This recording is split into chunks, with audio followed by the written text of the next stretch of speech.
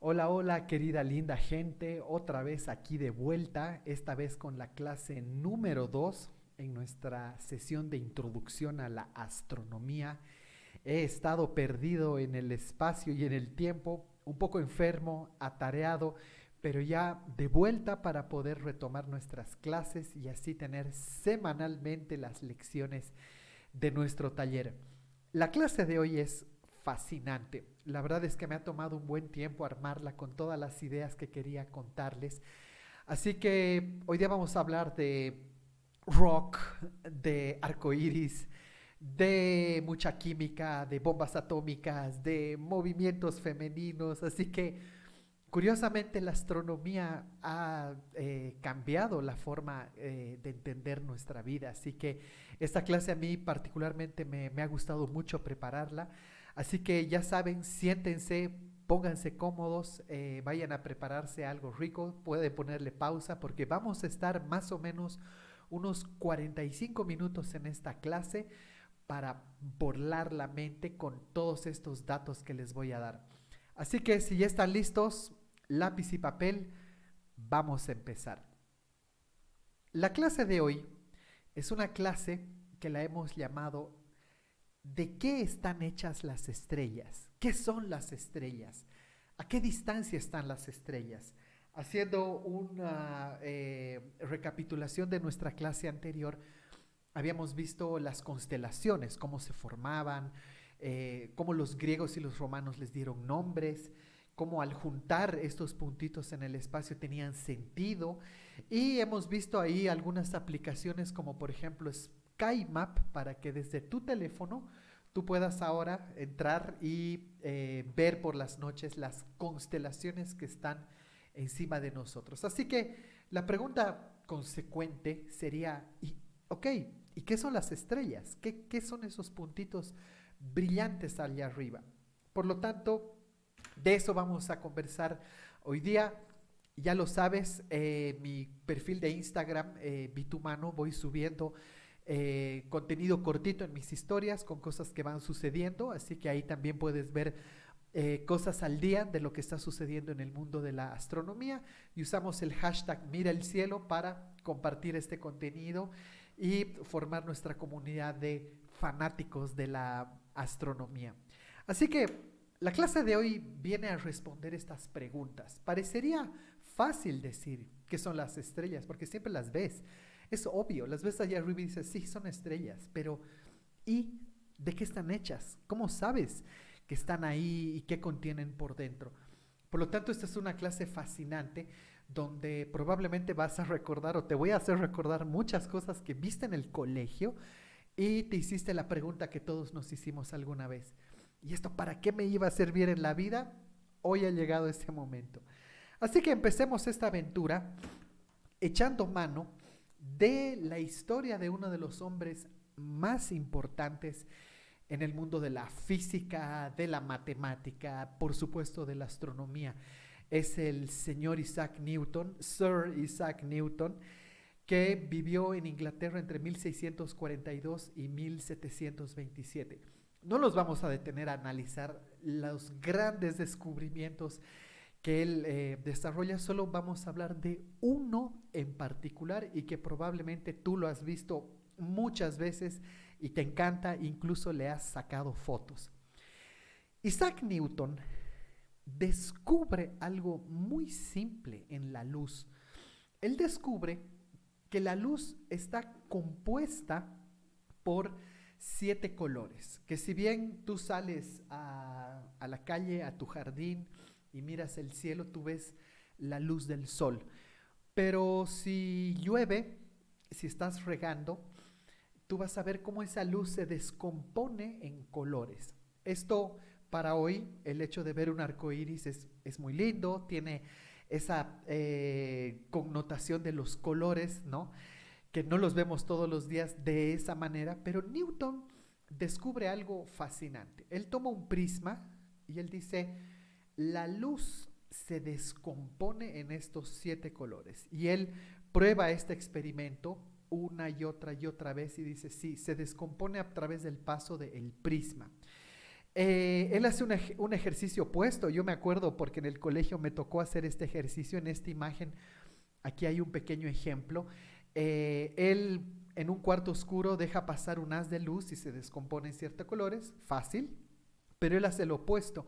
Él pinta en un disco los 7 colores y con un mecanismo él empieza a hacer acelerar el disco, lo empieza a mover para que gire rápidamente y que prueba que si los 7 colores se combinan en alta velocidad, el disco se vuelve blanco. Me tocó en el colegio hacer ese experimento, es súper interesante, pero eso es básicamente lo que Newton nos propone. Entonces, básicamente, él es uno de los primeros en utilizar el término espectro. Él prueba a través de este orificio en la pared que la entrada de luz se descompone en el prisma y produce estos 7 colores: rojo, naranja, amarillo, verde, azul, añil y violeta. Entonces, en ese sentido, hasta acá es bastante simple. Es como, sí, ¿qué? ¿Qué tiene que ver con las estrellas, no? Pero vamos con calma. Newton estuvo a punto de descubrir algo fascinante, pero él no lo logró, no llegó hasta ahí. Eso ya lo vamos a ver ahora, pero esto es básicamente lo que él aporta a la respuesta que vamos a tener hoy día. Por eso, en ese sentido, a todos los astrónomos o muchos de los fans de la astronomía nos gusta mucho este disco de una banda también inglesa llamada Pink Floyd, que se llama El lado oscuro de la luna.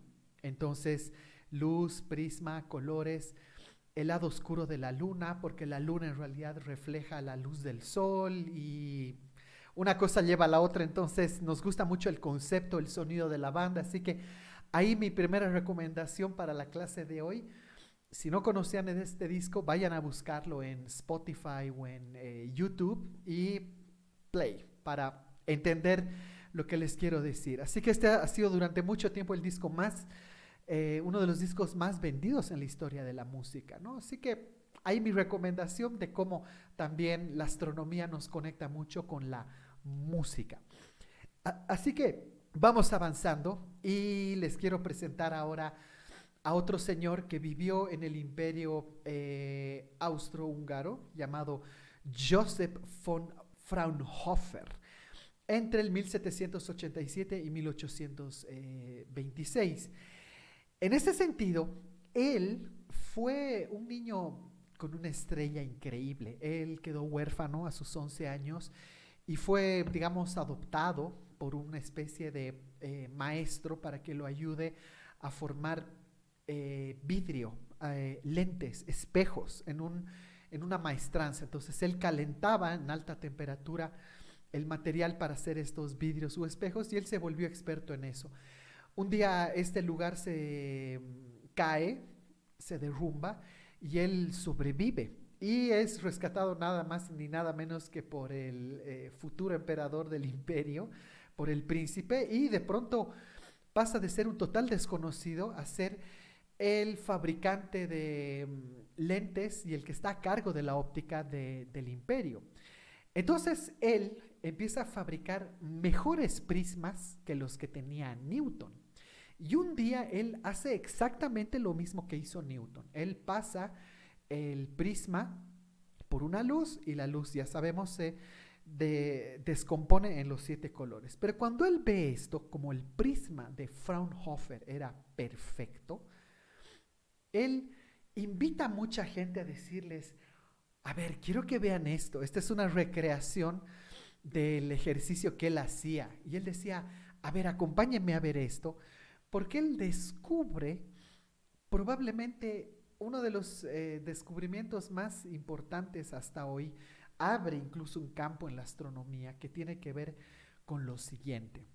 Cuando él hace que la luz pase por el prisma, él descubre que la luz no era pegada, que los colores no estaban pegados uno al lado del otro, sino que venían con ciertas líneas negras, más delgadas o más anchas.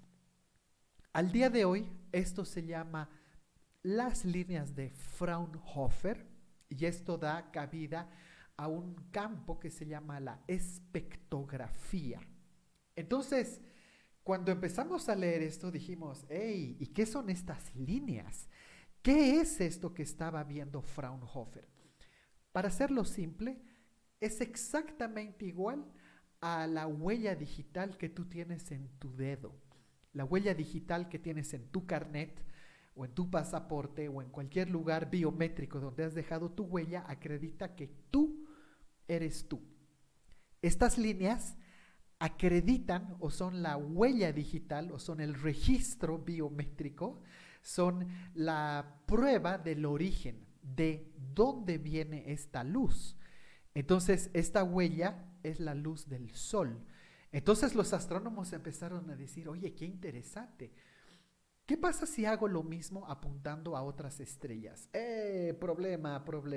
Fraunhofer no llegó tan lejos, pero con los nuevos inventos sí logramos hacer algo fascinante. Entonces, recapitulando, Newton descubre que la luz se descompone desde un prisma y Fraunhofer descubre que en la luz descompuesta, en los colores descompuestos, hay líneas. No sabemos todavía qué son esas líneas. Ahorita se los voy a explicar, pero es hasta ahí a donde llega el avance que tiene Fraunhofer. Por lo tanto, muchos años después, aparece un nuevo campo en la ciencia, que es el campo de la fotografía. Y para esto, tengo aquí una cámara fotográfica y te quiero mostrar lo siguiente para explicar esto. El principio de la cámara fotográfica es el siguiente. Tú tienes un lente que va a recibir luz y va a permitir la entrada de la luz para luego marcarla o registrarla en una placa. Las primeras cámaras fotográficas funcionaban así. Hoy las cámaras digitales ya no las registran en una placa, sino todo lo hacen de forma digital, pero el principio del lente es exactamente el mismo, ¿no? De acercamiento, alejamiento o de apertura del diafragma para el ingreso de la luz. Esto es la metáfora de los ojos, de cómo funcionan nuestros ojos. Así que una fotografía de día, por ejemplo, tú simplemente haces clic y sacas la foto. Pero si tú quieres sacar una foto con poquísima luz, tú tienes que dejar la exposición de la cámara para que entre mucha luz. Entonces eso ya no es solo con un clic, sino tal vez con 10 segundos, 15 segundos, 30 segundos, minutos, horas. De hecho, los celulares de hoy ya permiten hacer eso. Pero volviendo al tema, justamente eso es lo que empezó a suceder al final del siglo XX. En el año 1897, es decir, a finales del siglo XIX, en entrada al siglo XX.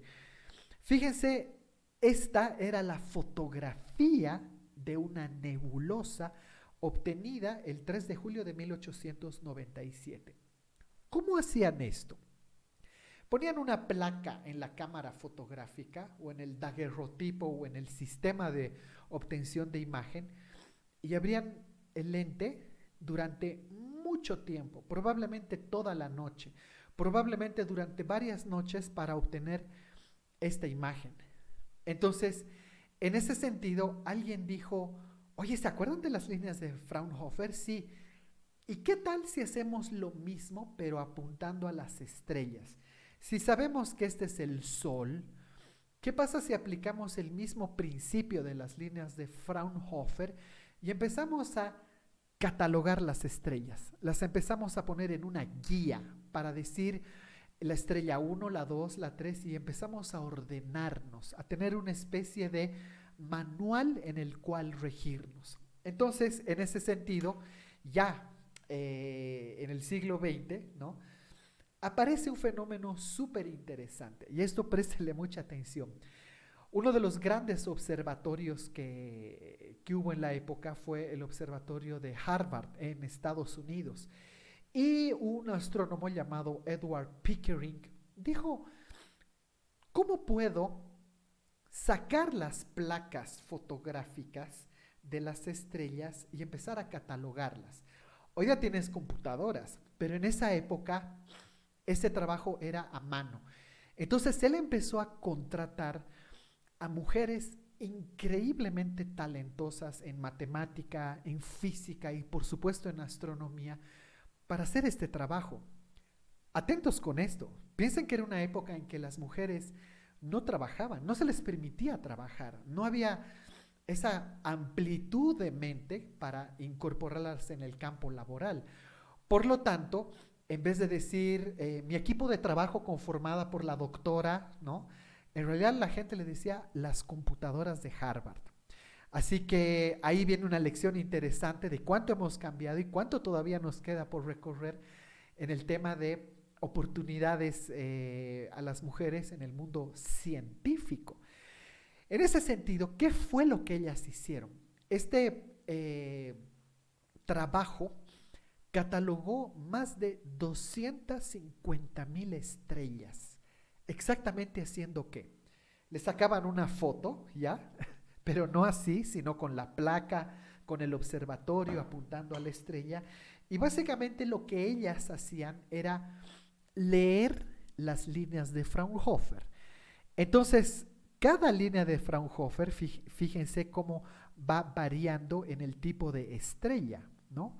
Entonces, cada línea de Fraunhofer establece la identidad de cada estrella. Entonces, ellas empezaron a escribir, empezaron a anotar todo esto y crearon algo que hasta el día de hoy establece el patrón de cómo hemos catalogado las estrellas y cómo las podemos identificar.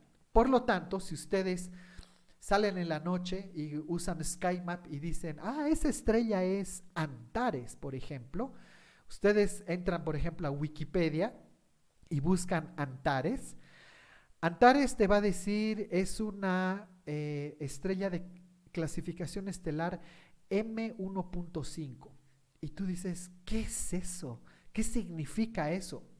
Justamente es lo que las computadoras de Harvard hicieron con la clasificación estelar. ¿En qué consiste esta clasificación estelar? Consiste en asignar una letra a cada tipo de estrella. Las letras son O, B, A, F, G, K, M. ¿Ok? Repito, O, B, A, F, G, K, M.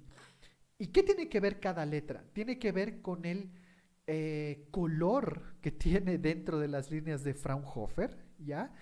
Y empezaron a descubrir que eso de color tenía que ver con la temperatura. Por lo tanto, aquí aparece un detalle interesante. A diferencia de lo que muchos creen, en el espacio, el color azul significa muy caliente, es lo más caliente que hay, mientras que el color rojo es mucho más frío. Por lo tanto, O es lo más caliente y M es lo más frío. ¿Ok? Entonces, en ese sentido, en este ejemplo, estamos en grados Kelvin, ¿ya? Una estrella de tipo O tiene más de 33,000 grados Kelvin, mientras que una estrella de tipo M tiene menos de 3,700 grados Kelvin. Internamente, cada estrella puede ir del 1 al 10, digamos M1, M2, M3, M4 y así hasta el 10. K, K1, K2, K3 hasta el 10, G, G1, G2, G3 hasta el 10. O sea, internamente le han puesto un 10 para saber cuánto dentro de la categoría corresponde. Entonces, sabiendo esto, si yo les digo, oye, Antares, ¿qué tipo de estrella es? Es una M1.5. M, a ver, voy a ver en mi chanchullo, es una estrella roja. Y 1.5, ok, está hacia abajo, no está en el rango superior, sino en el rango inferior. ¡Wow! Interesante. ¿Y qué significa eso? ¿Y ahora qué hago con ese dato? Vamos por partes. Ya sabemos entonces el tema de la temperatura de la estrella, que se origina justamente en las líneas de Fraunhofer que se obtienen por la espectrografía que se aplica como foto a cada estrella. ¿Ok? Ahora aquí viene lo mejor. Paciencia, que aquí viene lo mejor y con esto van a decir increíble. Entonces, si yo ya sé esto, si las computadoras de Harvard empezaron a catalogar esto, Aquí aparece probablemente la mujer, una de las mujeres más importantes que ha tenido la astronomía. Y otra vez volvemos con lo mismo, ¿no? Cecilia Payne, inglesa, estudia en Oxford, pero por la época le dicen, tú como mujer no puedes trabajar acá, no hay campo para ti. Pero ella dice, me voy a ir a un lugar más open mind, me voy a ir a los Estados Unidos y pide trabajo en Harvard. Y cuando en Harvard se enteran, le dicen, bueno, vente a trabajar con ellas, ¿no? Entonces ella empieza a estudiar este tema y ella hace uno de los aportes más interesantes y más enriquecedores para responder la pregunta de qué están hechas las estrellas. Entonces, préstenle mucha atención porque Cecilia Payne aporta lo siguiente. Ella dice, ok, estoy claro con que estas son las líneas de Fraunhofer, ok, pero cada uno de los colores que salen corresponden a una onda de un elemento químico.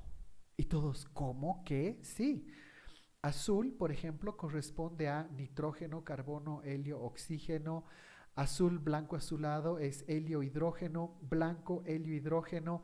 Blanco, amarillento, hierro, titanio, calcio, estroncio, magnesio.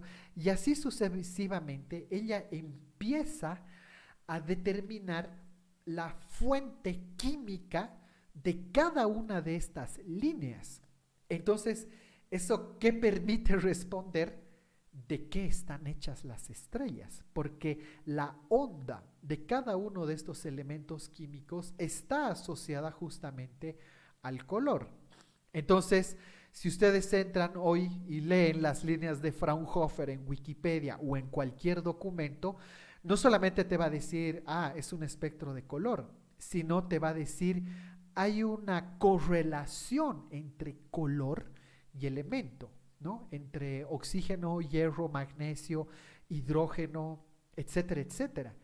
Entonces lo que hizo Cecilia Payne fue abrir la puerta a una pregunta que, si se fijan, desde Newton y desde mucho más antes nos preguntábamos, y era, oye, ¿de qué están hechas las estrellas? Entonces fíjense cómo hemos ido pasando históricamente desde Newton, desde Fraunhofer, las computadoras de Harvard hasta Cecilia Payne. Y aquí viene la gran respuesta. Ella establece, a partir de la lectura de las líneas espectrales en las estrellas, que esta es la composición más común que hay. Dice, el Sol, por ejemplo, está compuesto por hidrógeno en un 92%. Esto sorprende a la comunidad porque todos decían, no, el Sol está compuesto de otra cosa.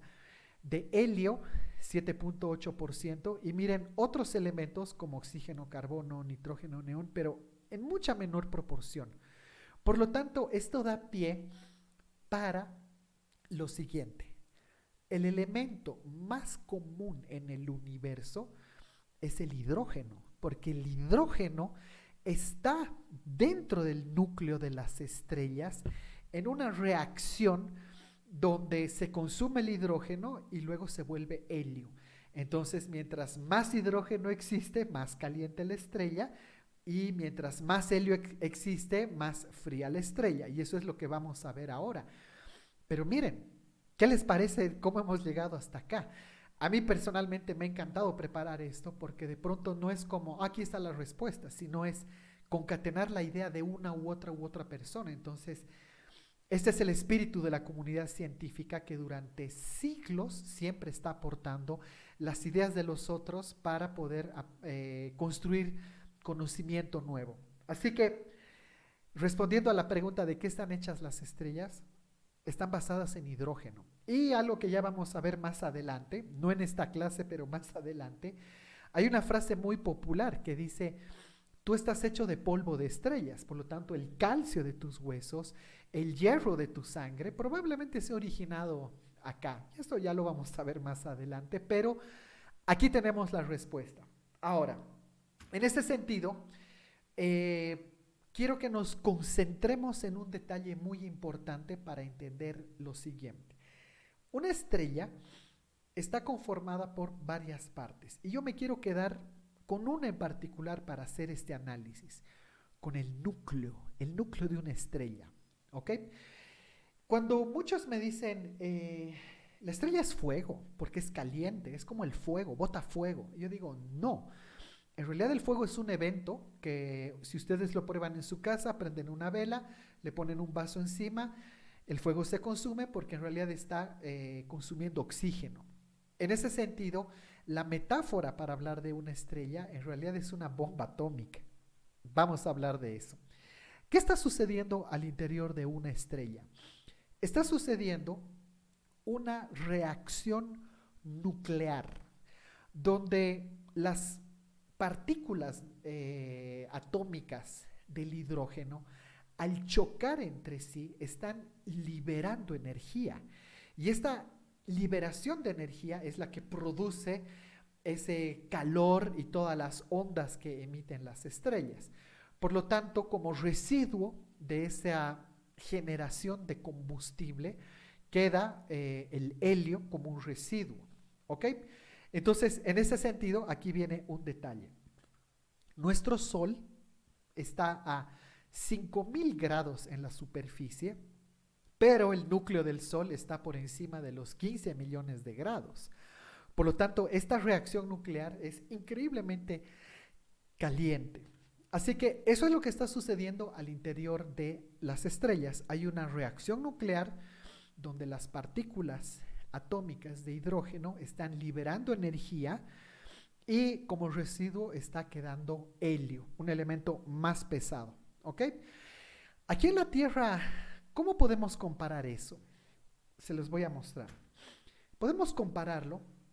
Esto es un ejemplo lastimosamente triste el que les voy a dar, pero hay que tocarlo. Y es justamente la reacción de una bomba atómica. La bomba atómica, si ustedes leen el famoso proyecto Manhattan, ¿no?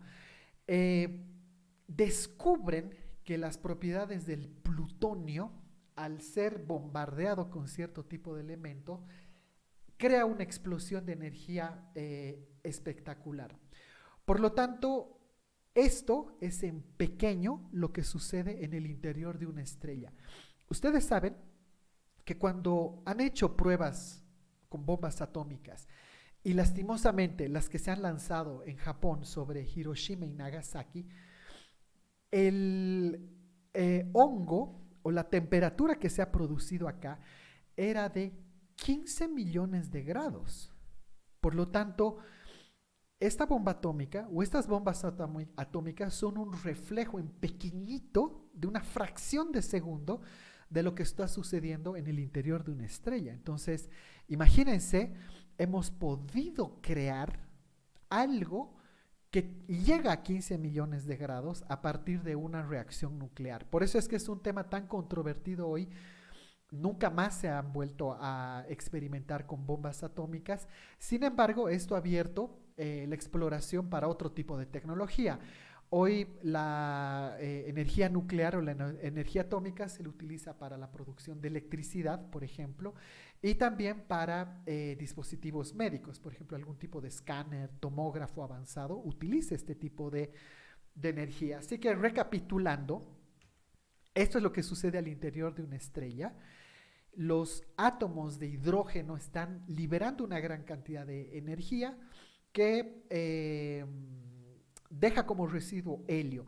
Aquí en la Tierra algo muy parecido, pero en pequeñito, en fracciones de segundo, una bomba atómica. Si ustedes averiguan un poco más, van a ver la temperatura a la que ha llegado el hongo de alguna de estas bombas y van a ver que han llegado a 15 millones de grados como el interior de una estrella. Así que, en ese sentido, aquí viene lo interesante. ¿Qué pasa si el combustible de la estrella se gasta? ¿Qué pasa si empieza a descargarse toda esa energía? Bueno, aquí viene algo interesante. El hidrógeno, no se olviden en la tabla periódica de los elementos, ¿no? Es el elemento número 1, ¿no? Y cada uno de estos elementos surge a partir de un evento que se da en el espacio. Por lo tanto, por eso decimos que el hidrógeno es la base, es como el común denominador en muchas estrellas y en muchos sistemas estelares por este principio. Ahora, ¿qué pasa si se consume? Sucede lo siguiente, préstenle atención. Las estrellas tienden a originarse en nebulosas, ¿no? A gran temperatura, con mucha concentración de polvo y que tienen dos caminos, ¿ok? El camino 1 es el de una estrella promedio como nuestro solcito, el que tenemos aquí afuera. Este solcito bonito va a empezar a consumir todo su hidrógeno y cuando empiece a convertirse en helio, el helio va a empezar a expandirse y decir necesito espacio y más espacio y tengo que crecer. Por lo tanto, esta estrella promedio amarilla se va a volver en una gigante roja.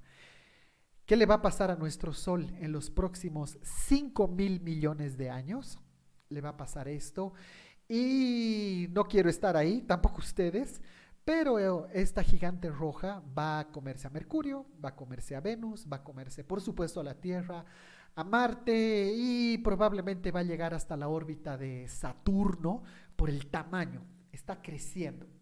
Y al igual que un globo, este gigante rojo va a volver otra vez a su origen, a su puntito y va a decir, llego hasta acá y se va a convertir después de esta nebulosa donde bota todas sus entrañas al espacio en una enana blanca, en una estrella chiquitita donde queda solamente el cadáver de lo que fue una gran estrella. Esto le va a pasar a nuestro Sol en 5.000 millones de años, así que mucha suerte a los que van a estar en ese momento, pero aquí hay otro camino también muy interesante y es el siguiente. Puede ser una estrella también y que también va a pasar en este caso por el proceso de ser una gigante roja, pero esta va a ser una super gigante roja porque tiene mucha más masa y mucha más energía que consumir y cuando llegue el momento de colapsar y se haya acabado todo, ¡boom!, explota en una supernova. Y de esto ya vamos a hablar más adelante porque la supernova da cabida a dos cosas fabulosas como las estrellas de neutrones o los muajajaja, agujeros negros. Así que es fascinante hablar de este tema porque en realidad esto predice y sabemos lo que le va a pasar a nuestro Sol y por eso también estamos estudiando toda la actividad solar y así sucesivamente. Así que si a mí me permiten, a mí de todo esto que acabamos de ver, mis favoritos son los gigantes rojos porque son visibles. Puedes salir esta noche a ver gigantes rojos encima de ti. Y te voy a mostrar algunos ejemplos. Puedes ver, por ejemplo, Betelgeuse, ¿no? Se escribe Betelgeuse, pero se pronuncia Betelgeuse, está en una esquinita de Orión. Antares, que está en el corazón de Escorpio. Arturo, que está en el boyero, y Arturo es un nombre precioso, ahí vayan a averiguar de qué se trata. Y Aldebarán, que está en Tauro. Estos son ejemplos de gigantes rojos que los pueden ver a simple vista saliendo por las noches. Ahora, cuando digo gigantes rojos, muchos dicen, no es tan grande, si este es el Sol y crece así, no pasa nada. Pero miren, les voy a mostrar un ejemplo acá, la diferencia entre uno y otro. Este es nuestro Sol, este puntito acá, que es como un grano de arena, ¿ok? Y vamos viendo, este es Pollux, este es Arturo, este es Rigel, este es Aldebarán, este es Betelgeuse y este es Antares. ¿Queda clara la idea de cuán grande puede ser un gigante rojo en comparación a nuestro Solcito? Entonces por eso, ¿no? Dice Betelgeuse, por ejemplo, es 800 veces más grande que nuestro Sol. Betelgeuse, y miren Antares en comparación a Betelgeuse. Así que esto, ¿por qué sucede? Ya lo saben, porque el hidrógeno se está consumiendo y se está volviendo helio y el helio necesita más espacio. Esto significa que hay poco hidrógeno y ahora hay mucho helio y está expandiéndose cada vez más. Así que esto es lo que le espera a la Tierra en los próximos 5.000 millones de años. Este va a ser el Sol y por supuesto no solamente va a eliminar la vida en la Tierra, sino Aquí viene una reflexión filosófica. El sol cuando se vuelve en una enana blanca y venga otra civilización a ver eso, ¿habrá quedado vestigio de que hubo vida en la Tierra? No va a quedar absolutamente nada. Y eso es lo que Carl Sagan alguna vez habló, que ya lo vamos a ver con las naves Voyager.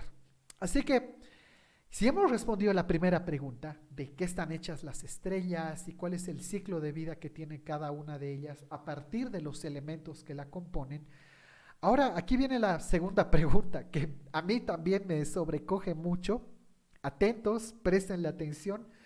¿A qué distancia están las estrellas? Bueno, para entender el concepto distancia, ustedes ya saben, utilizamos kilómetros, ¿no? Estoy a 10 kilómetros, estoy a 50, a 100, estoy a la vuelta de tu casa, a 5 cuadras. Usamos medidas de distancia para entender lo que hay entre el punto A y el punto B.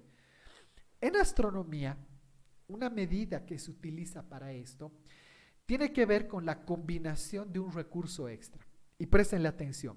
Hemos dicho, ok, tenemos la luz. Ya lo hemos visto con Newton, lo hemos visto con Fraunhofer, con Cecilia Payne, ok.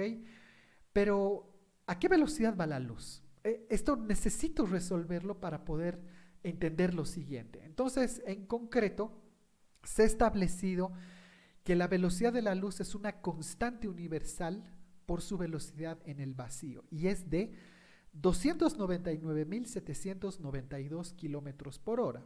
Entonces, como es una cifra un poco tricky, ¿no? Han dicho, la redondaremos a 300.000, pero en concreto es 299.792 kilómetros por segundo. O sea, en un segundo, la luz recorre esta distancia.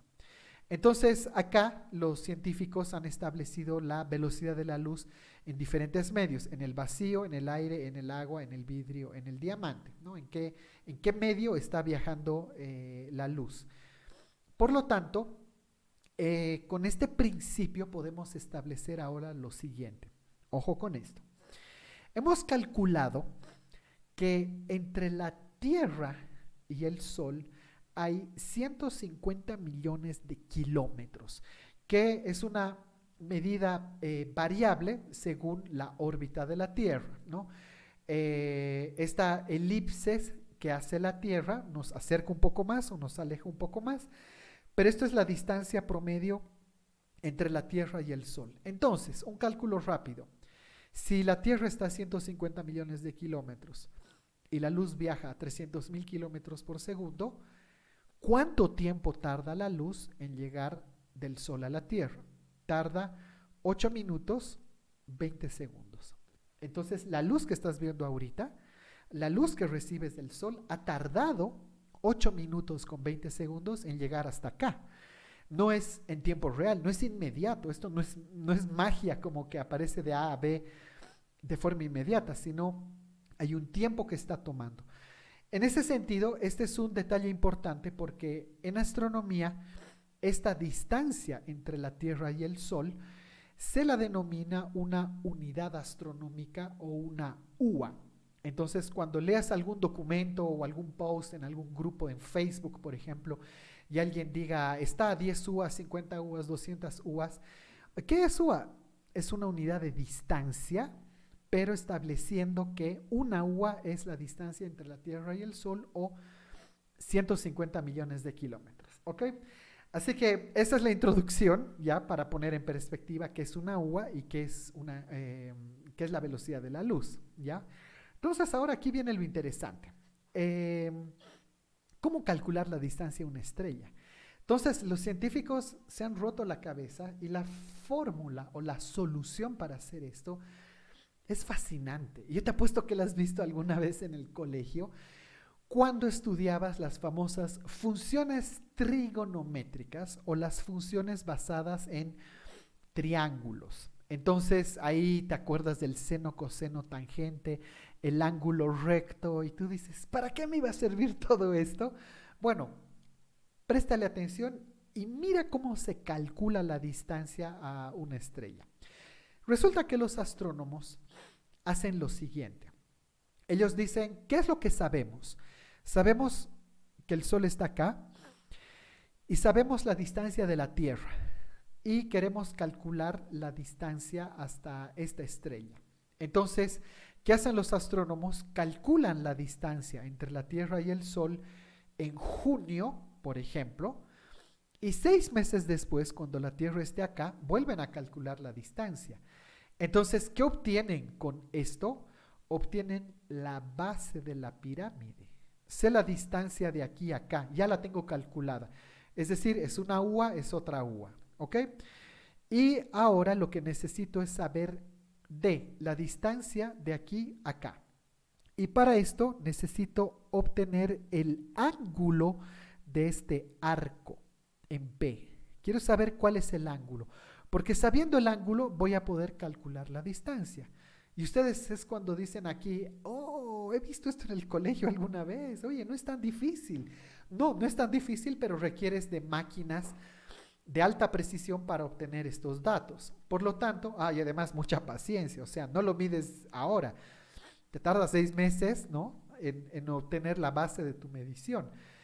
Por lo tanto, explicado de otra manera, esto se llama paralaje. Y aquí hay otro ejemplo que explica lo mismo. El paralaje es la técnica con la cual yo digo, quiero calcular la distancia a esta estrella, por lo tanto voy a calcular en 6 meses de diferencia, o sea, donde la Tierra esté en un borde del Sol y en el otro borde de su órbita al Sol, para determinar esta UA y esta UA. UA, unidad astronómica. Por lo tanto, yo necesito saber el ángulo que se produce entre la estrella que quiero medir y mi posición desde la Tierra. Por lo tanto, mi estrella en enero se va a ver así, por ejemplo, y en julio se va a ver asá. Entonces, yo necesito calcular ahora este parámetro, ¿ok? Veámoslo con otro ejemplo que explica lo mismo, pero quiero que vean. Este es otro ejemplo que me gusta mucho, está muy bien explicado también, lo mismo. El Sol está acá, esta es la distancia a la Tierra, que es una UA, y tengo 2 momentos de medición, el 1 de enero o el 1 de julio. O sea, en 6 meses de diferencia para poder calcular exactamente la base de la pirámide, la base del triángulo. Entonces, acá está la estrella y yo quiero saber este arco. Y sabiendo esto, calculadora, y la estrella está a tal distancia. Por lo tanto, aquí aparece un problema interesante, porque las distancias a las estrellas no están medidas en kilómetros. O sea, sí, está bien, entendemos la unidad kilómetros, pero son tan lejanas que los astrónomos han creado una unidad especial que se llama año luz. Y para eso voy a volver acá y lo vamos a explicar con esto. Sabemos que la luz va a 300.000 kilómetros por segundo y que la distancia entre la Tierra y el Sol es esta y que la luz tarda 8 minutos 20 segundos. La pregunta es, ¿qué pasa si la luz viaja ya no 8 minutos 20 segundos, sino un año entero? Entonces, la distancia que recorre la luz durante un año entero es lo que llamamos año luz. Por lo tanto, la unidad que se obtiene acá está estimada en años luz por la increíble distancia a la que se encuentran. Así que así es como se calcula la distancia y por supuesto es que ahora les voy a mostrar un ejemplo increíble. La estrella, en realidad el sistema estelar más cercano a la Tierra y que ustedes lo pueden ver además todas las noches, yo estoy seguro que lo han visto alguna vez, se llama Alpha Centauri y es el más cercano a nosotros porque está solamente a 4.2 años luz. ¿Eso qué significa? Que si yo me meto en una nave y viajo a la velocidad de la luz durante 4.2 años, voy a llegar a este lugar. ¿Qué les parece? Entonces aquí nos empezamos a entristecer porque decimos, ¿puedo ir a la velocidad de la luz? Debería ir a la velocidad de la luz. Y por eso es que Albert Einstein ha sido el físico importante en el siglo XX, porque él justamente habla y hace esas preguntas sobre la relatividad. tema para otras clases, pero tienen que ver justamente sobre la posibilidad de viajar a la velocidad de la luz. Así que no se pongan tristes, esto nos va a llevar a otro tema interesante, pero esto es lo más cercano. Así que si ustedes se meten a investigar sobre otra estrella como Antares, Antares ya sé que es una M1.5. Y cuando veo su ficha me dice que está en Escorpio, muy bien. Y por aquí yo le puedo preguntar, oye, ¿y a qué distancia está? Está a 550 años luz. O sea, tengo que ir a la velocidad de la luz y en 550 años vas a llegar a Antares. Entonces, esto abre un tema súper interesante. ¿Ok? Abre el tema de las distancias. La Vía Láctea tiene 100.000 años luz de ancho. Desde la Tierra hasta el centro de la Vía Láctea estamos a 30.000 años luz. Andrómeda, que es la galaxia de aquí al lado, está a 2.5 millones de años luz. Y el universo observable, es decir, hasta donde nuestras máquinas pueden llegar a analizar, está a 46.508 miles de millones de años luz. Entonces, esto rompe muchas ideas, muchos conceptos, muchos preconceptos que teníamos sobre el universo. Así que aquí viene una pregunta interesante. Esto significa que lo que tú ves en la noche no es en tiempo real. Las estrellas que tú estás viendo en las noches botan luz o emiten luz que ha salido hace miles de años atrás o hace cientos de años atrás. Por lo tanto, eso, digamos, aquí está, por ejemplo, Escorpio, o esto es, perdón, Sagitario. Esto significa que para ver esto han pasado 1500 años luz, 2000 años luz, 5000 años luz, no lo sé. Y aquí una cosa que me gusta pensar es que la galaxia vecina Andrómeda está a 2.5 millones de años luz. ¿Esto qué significa?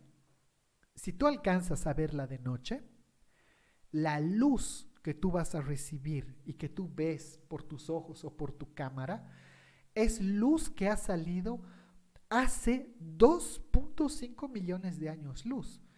¿Dónde estábamos nosotros hace 2.5 millones de años luz? Subidos en los árboles, probablemente evolucionando en Lucy o en algún otro tipo de homínido, pero fíjense qué increíble, esa luz que está llegando salió de Andrómeda hacia ese tiempo. Así que tampoco es para ponerse triste, pero eso significa que lo que vemos en la noche no está ahí. En realidad salió hace muchos años atrás y está llegando acá después de décadas, siglos, milenios o millones de años. Así que ese es un ejercicio fascinante para entender qué es lo que estás viendo cuando ves las estrellas en la noche. Así que con esta reflexión, ahora viene el turno de ustedes para hacer algunas tareas muy simples, muy fáciles, pero sobre todo para poner en práctica todo lo que vemos acá. La primera tarea es que salgas a ver Antares, el gigante rojo que te he dicho que está en el corazón de Escorpio y que lo puedes ver ahora aquí en el hemisferio sur. Ya se está poniendo más temprano Escorpio, pero anda y búscalo. A mí me encanta Antares y ahí puedes buscarlo desde tu teléfono con SkyMap. También puedes buscar Alpha Centauri. Alpha Centauri está en la pata del Centauro, está al ladito pegado a la Cruz del Sur. Y googlea qué planes tiene la NASA para llegar ahí. ¿Cómo llegamos ahí si sabemos que es lo más cercano? Pero ¿cómo? Así que dale una googleada a Alpha Centauri NASA y vas a ver los resultados. Y finalmente, otra que también a mí me gusta mucho ahora aquí en el hemisferio sur es Arturo, que también es un gigante rojo. Y yo te recomiendo que busques en Google qué significa Arturo o Arturo etimología. Y vas a ver la respuesta. Te va a encantar, sobre todo para todos los Arturos, descubrir el significado de su nombre, que es 100% astronómico. Así que esto es lo que les quería contar en la clase del día de hoy. Espero que les haya gustado. Por supuesto, abre muchas preguntas, muchas dudas, así que aquí pueden dejarlas en los comentarios y ya saben, dense una vueltita por nuestro perfil en Instagram para seguir viendo novedades en las historias que publicamos. Y ya saben, hashtag mira el cielo, allá es de donde venimos y allá es para donde vamos. Muchas gracias, muy buenas tardes y será hasta nuestra próxima clase. Un abrazo.